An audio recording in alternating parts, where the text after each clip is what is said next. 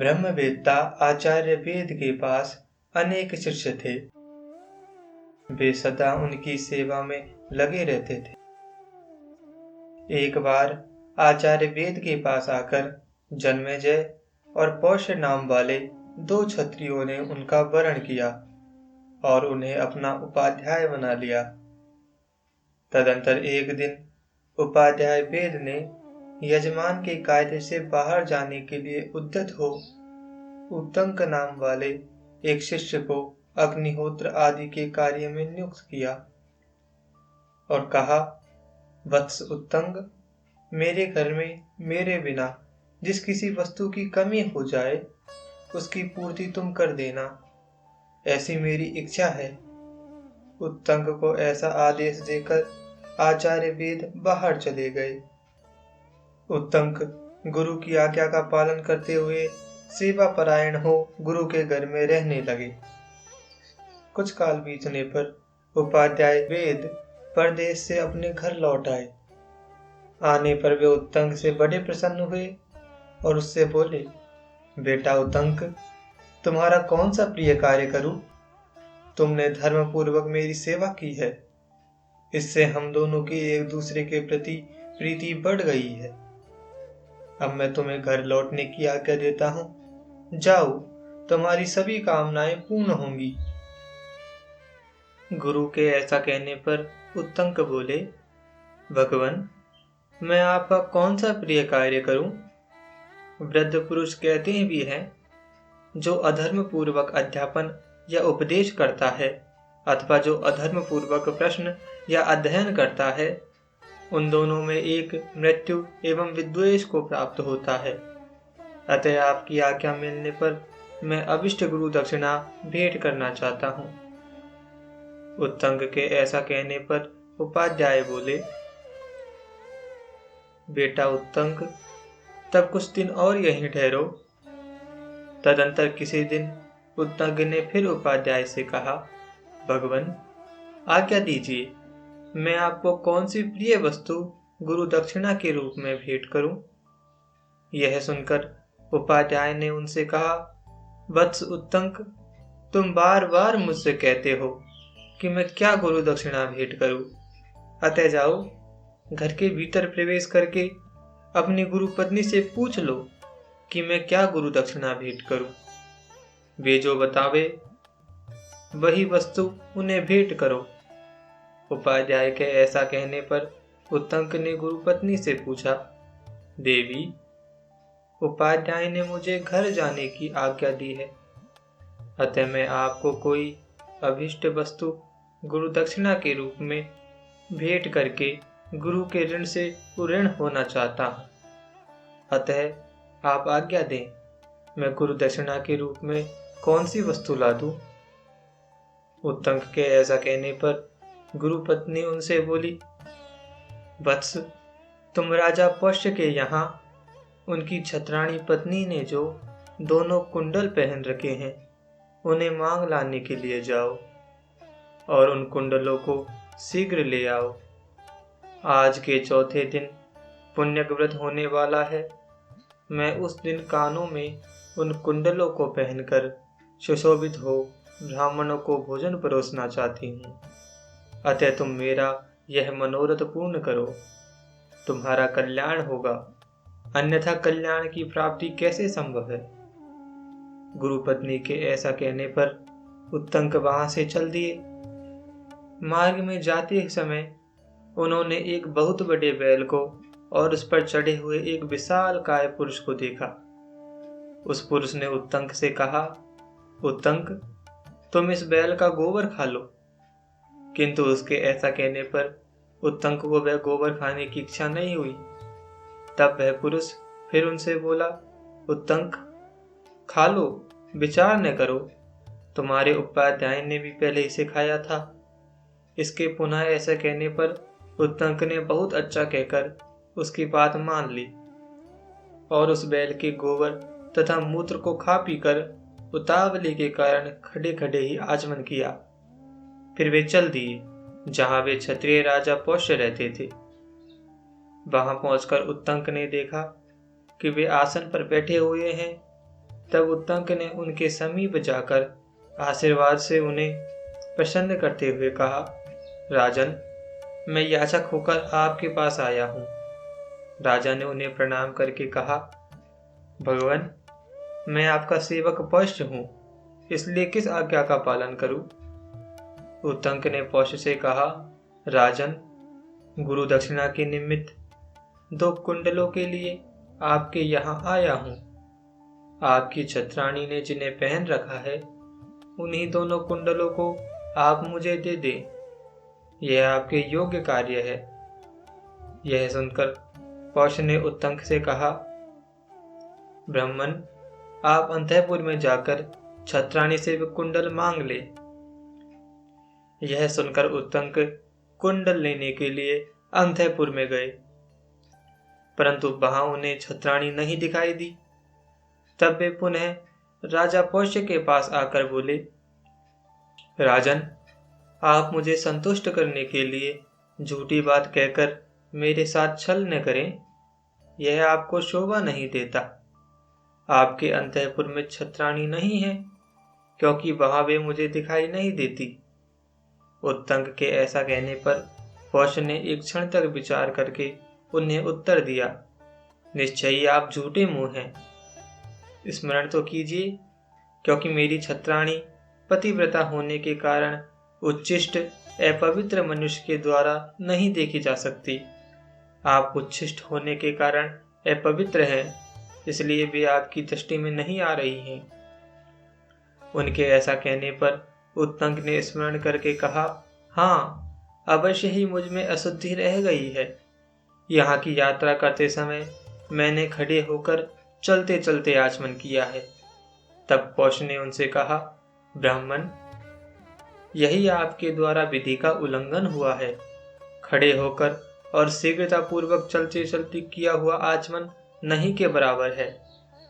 तत्पश्चात उत्तंक राजा से ठीक है कहकर हाथ, पैर और मूछ भली भांति धोकर पूर्वाभिमुख हो आसन पर बैठे और हृदय तक पहुँचने योग्य शब्द तथा फेन से रहित शीतल जल के द्वारा 3 बार आचमन करके उन्होंने 2 बार अंगूठे के मूल भाग से मुंह पूछा और नेत्र, नासिका आदि इंद्रिय गोलकों का जल सहित उंगलियों द्वारा स्पर्श करके अंतःपुर में प्रवेश किया। तब उन्हें छत्राणी के दर्शन हुए। महारानी उत्तंक को देखते ही उठकर खड़ी हो गई और प्रणाम करके बोली, भगवान, आपका स्वागत है। आज्ञा दीजिए, मैं क्या सेवा करूं? उत्तंक ने महारानी से कहा, देवी, मैंने गुरु के लिए आपके दोनों कुंडलों की याचना की है, वे ही मुझे दे दे। महारानी उत्तंक के सद्भाव से बहुत प्रसन्न हुई। उन्होंने यह सोचकर कि ये सुपात्र ब्राह्मण है, उन्हें निराश नहीं लौटाना चाहिए, अपने दोनों कुंडल स्वयं उतारकर उन्हें दे दिए और उनसे कहा, ब्राह्मण, नागराज तक्षक इन कुंडलों को पाने के लिए बहुत प्रयत्नशील है, अतः आपको सावधान होकर इन्हें ले जाना चाहिए। रानी के ऐसा कहने पर उत्तंक ने उन छत्राणी से कहा, देवी, आप निश्चिंत रहे, नागराज तक्षक मुझसे भिड़ने का साहस नहीं कर सकता। महारानी से ऐसा कहकर उनसे आज्ञा ले उत्तंक राजा पौष्य के निकट आए और बोले, महाराज पौष्य, मैं बहुत प्रसन्न हूँ और आपसे विदा लेना चाहता हूँ। यह सुनकर पौष्य ने उत्तंक से कहा, भगवान, बहुत दिनों हो गए कोई सुपात्र ब्राह्मण नहीं मिला। आप गुणवान अतिथि पधारे हैं, अतः मैं श्राद्ध करना चाहता हूँ, आप इसमें समय दीजिए। तब उत्तंक ने राजा से कहा, मेरा समय तो दिया हुआ ही है, किंतु शीघ्रता चाहता हूँ। आपके यहाँ जो शुद्ध एवं सुसंस्कृत भोजन तैयार हो उसे मंगाए।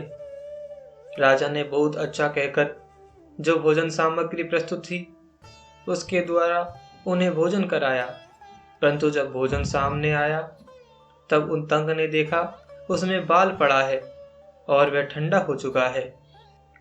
फिर तो यह अपवित्र अन्न है। ऐसा निश्चय करके वे राजा पौष्य से बोले, आप मुझे अपवित्र अन्न दे रहे हैं, अतः आप अंधे हो जाएंगे। तब पौष ने भी उन्हें शाप के बदले शाप देते हुए कहा, आप शुद्ध अन्न को भी दूषित बता रहे हैं, अतः आप भी संतानहीन हो जाएंगे।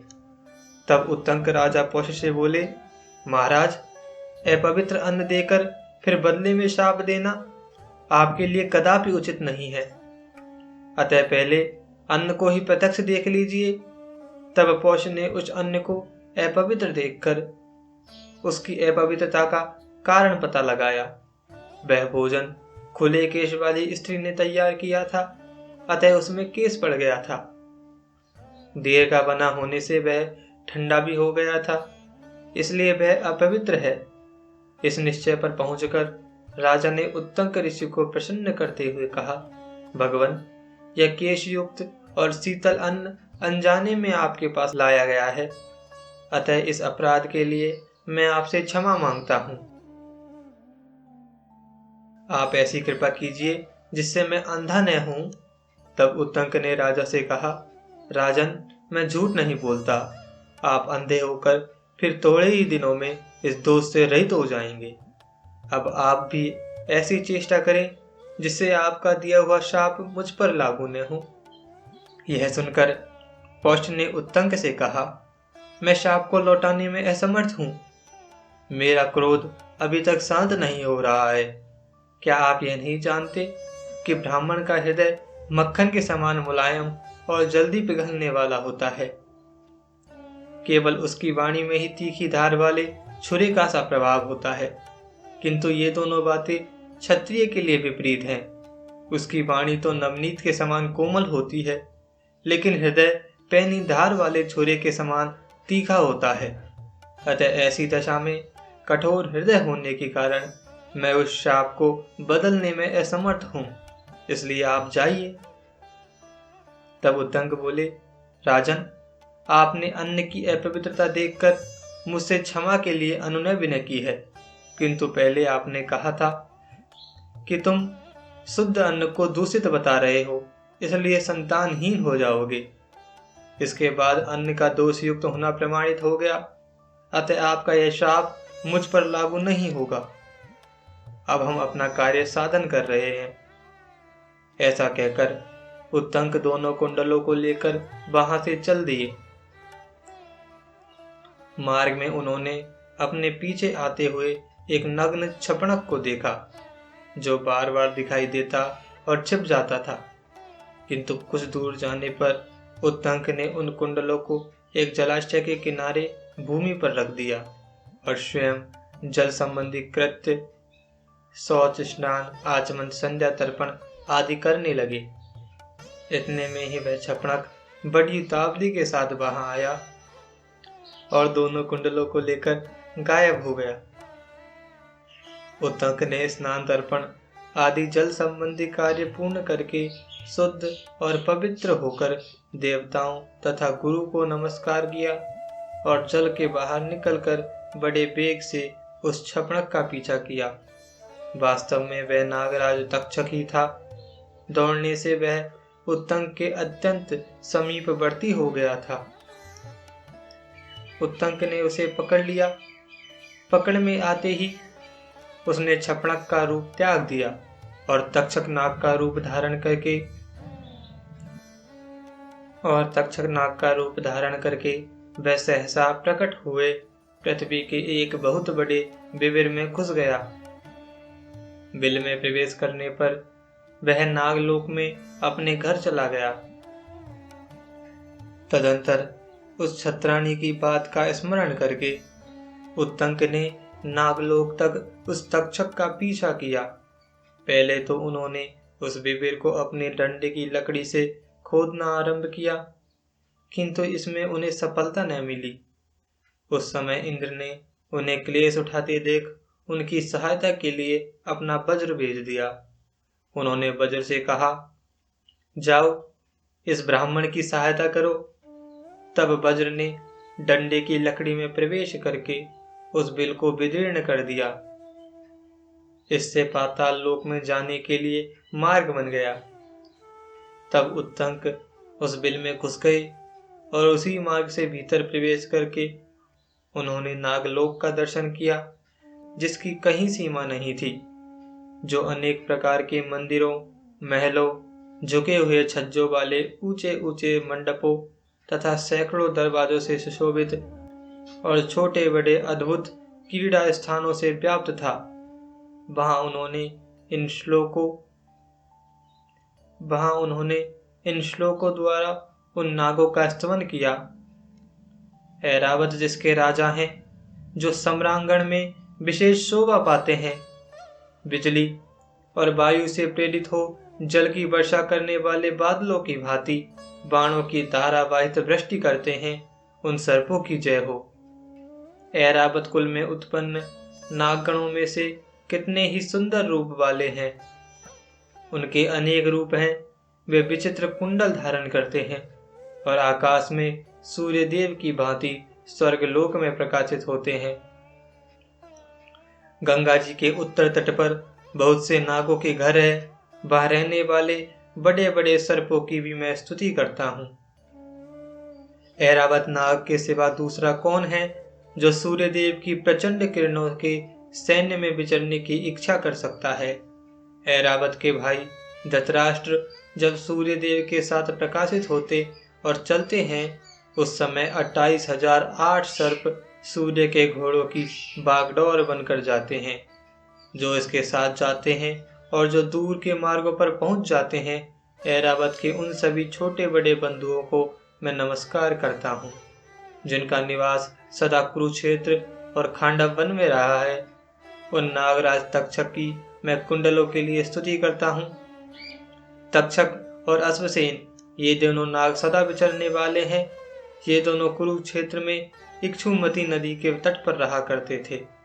जो तक्षक के छोटे भाई हैं, सुरसेन नाम से जिनकी ख्याति है, तथा जो पाताल लोक में नागराज की पदवी पाने के लिए सूर्यदेव की उपासना करते हुए कुरुक्षेत्र में रहते हैं, उन महात्मा को मैं सदा नमस्कार करता हूँ। इस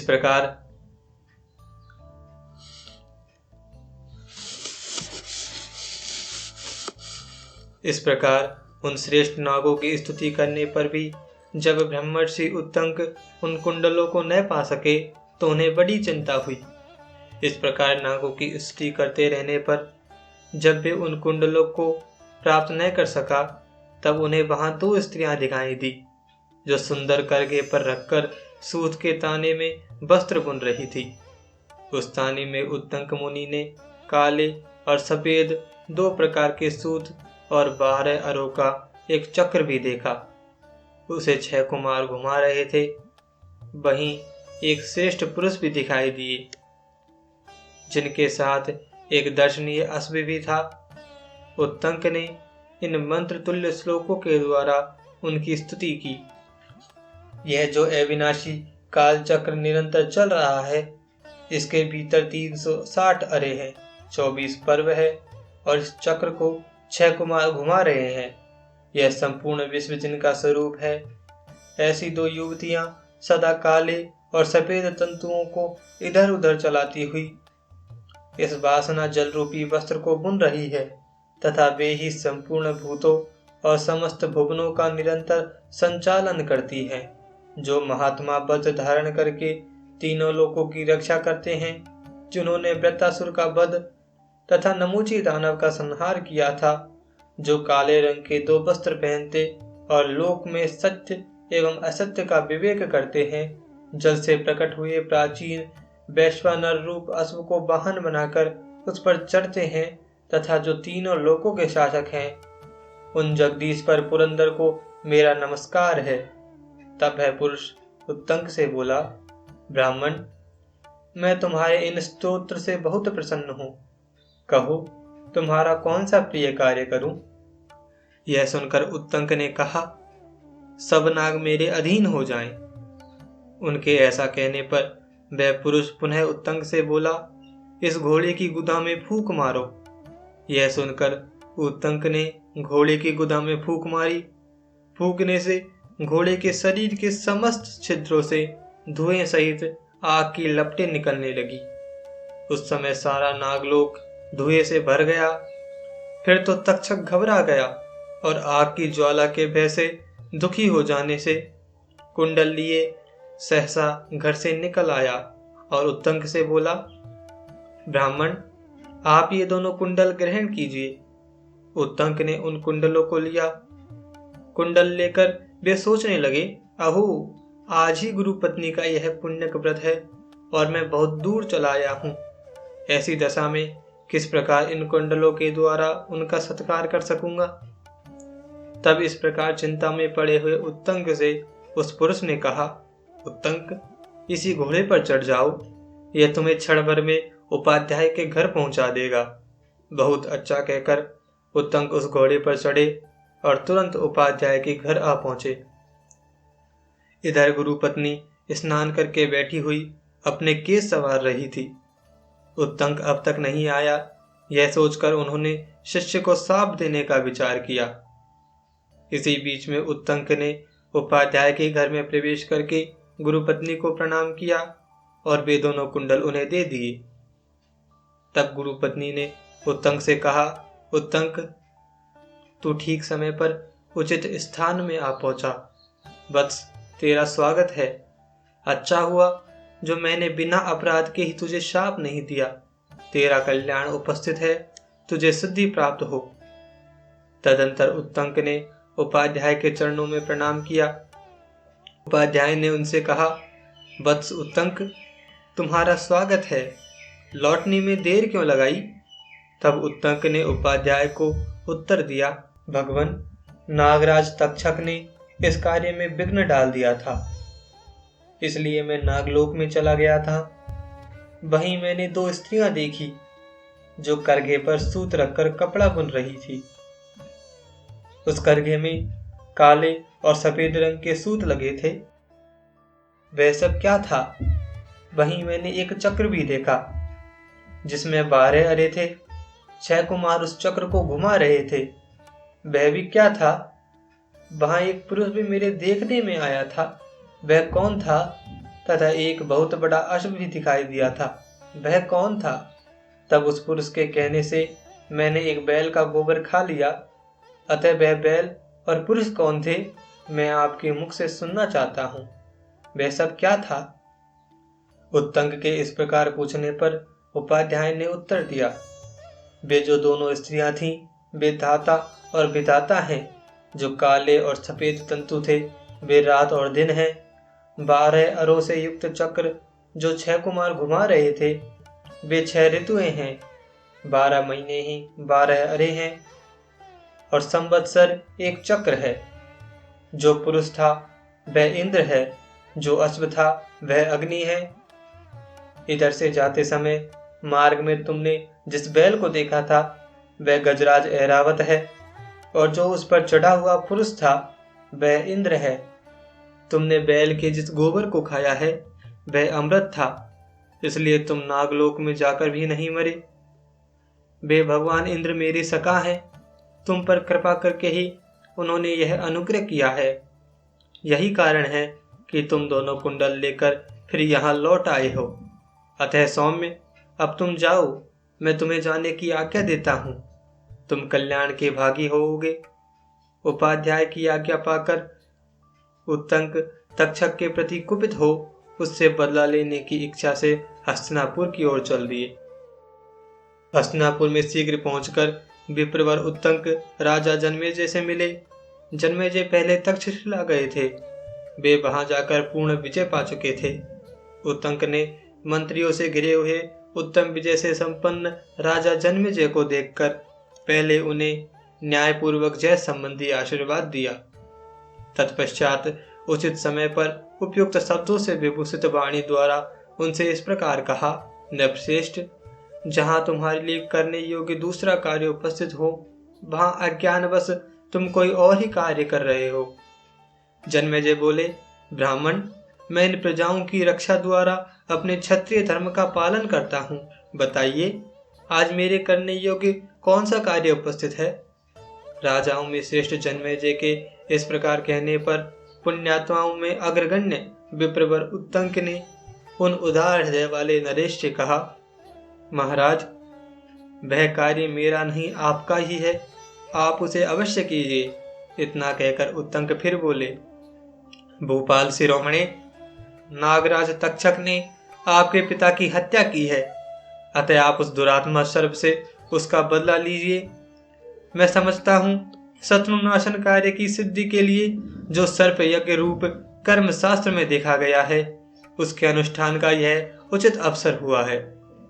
अतः राजन, अपने महात्मा पिता की मृत्यु का बदला आप अवश्य लें। सर्पों में अधर्मी तक्षक अपने बल के घमंड से उन्मत्त रहता है।